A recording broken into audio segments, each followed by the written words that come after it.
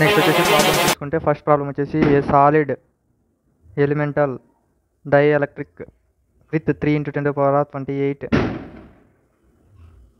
atom by meter square shows an electronic polarizability 10⁻⁻40 Faraday into meter square. Next, assuming the internal electric field to be a Lorentz field, calculate the dielectric constant of the material. ఇప్పుడు given మనకి ఏమేమి ఇచ్చిందో చూసుకుంటే given the density of the electric material equal to 3 × 10⁻28 atom by meter square, అది వచ్చేసి density అనేది ఇచ్చిండు. Next electronic polarizability alpha E equal to 10⁻⁻40 Faraday into meter square. Next P equal to N alpha E. P అంటే మనకేం తెలుసు, μ0 into E R -1 equal to N alpha E. మనకు కావాల్సింది ఈ రిలేటివ్ కాన్స్టెంట్ కాబట్టి ఈఆర్ -1 ఇటు సైడ్ నుంచి ఇది పైన ఉంది, ఇటు సైడ్కి వచ్చే కిందికి వచ్చింది. నెక్స్ట్ ఈ -1 అనేది ఇటు సైడ్కి పోతే +1. E R equal to N alpha E by E +1. Next ఇక్కడికి వచ్చేసి ఈఆర్ ఈక్వల్ టు ఎన్ అంటే 3 ఇంటూ 10⁻28 ఇంటూ 10⁻⁻40 బై ఈ0 అంటే ఎంత ఇచ్చిండు, ఈ0 అంటే 8.854 ఇంటూ 10⁻⁻12 +1. ఇది మొత్తం క్యాష్లో క్యాలిక్యులేట్ చేస్తే ఈఆర్ వచ్చేసి 1.339. This is the relative constant. This is answer for first problem.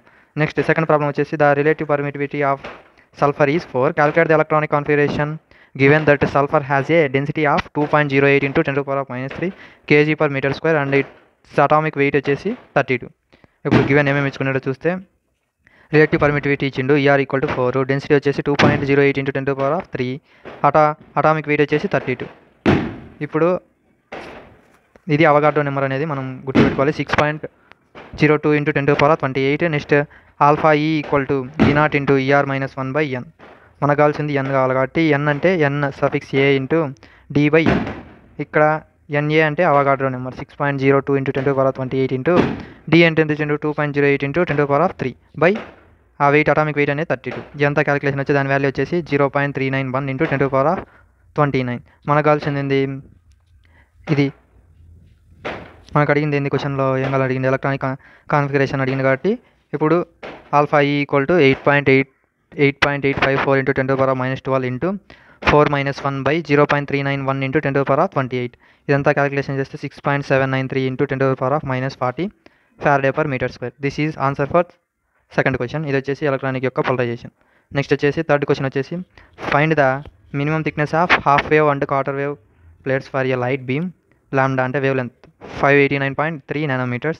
If μ0 equal to 1.65833, μe equal to 1.48640.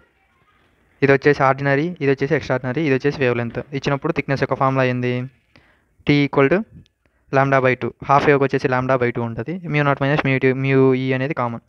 Lambda అంటే 289.3 into 10⁻⁻9 by 2 into 1.65833 minus 1.68640 by ఇదంతా మొత్తం క్యాలిక్యులేషన్ చేస్తే 1.713 into 10⁻⁻6 మీటర్స్. మనకు మిల్లీమీటర్స్లో కావాలి కాబట్టి 10⁻⁻3తో మల్టిప్లై చేస్తే 0.001715 మిల్లీమీటర్స్. నెక్స్ట్ క్వార్టర్ వేవ్ చూసుకుంటే λ/4 ఉంటుంది, ఇక్కడైతే λ/2.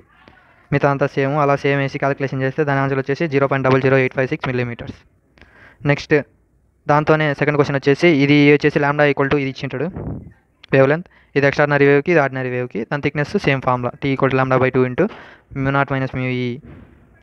అదంతా సబ్స్టిట్యూట్ చేస్తే టీ అనేది థిక్నెస్ వస్తుంది. నెక్స్ట్ అలానే క్వార్టర్ వేవ్కి λ/4 వేసి చేస్తే దానికి 1.136 millimetres. Next difference between polar and non polar dielectrics, దాని యొక్క డిఫరెన్స్ చూసి ఈ వీడియో కంప్లీట్ చేసుకుందాం. ఫస్ట్ పోలార్ అంటే నాన్ పోలార్ అంటే పోలార్ అంటే exhibits permanent dipole moment in the absence of electric field. Electric field అనేది ఆబ్సెన్స్ ఉంటుంది, ఇక్కడ నో పర్మనెంట్ డైపోల్ మూమెంట్, ఇక్కడ పర్మనెంట్ డైపోల్ మూమెంటే ఉండదు. నెక్స్ట్ వచ్చేసి పోలరైజేషన్ ఈజ్ టెంపరేచర్ డిపెండెంట్, ఇది వచ్చేసి టెంపరేచర్ డిపెండెంట్, ఇది ఇండిపెండెంట్ టెంపరేచర్.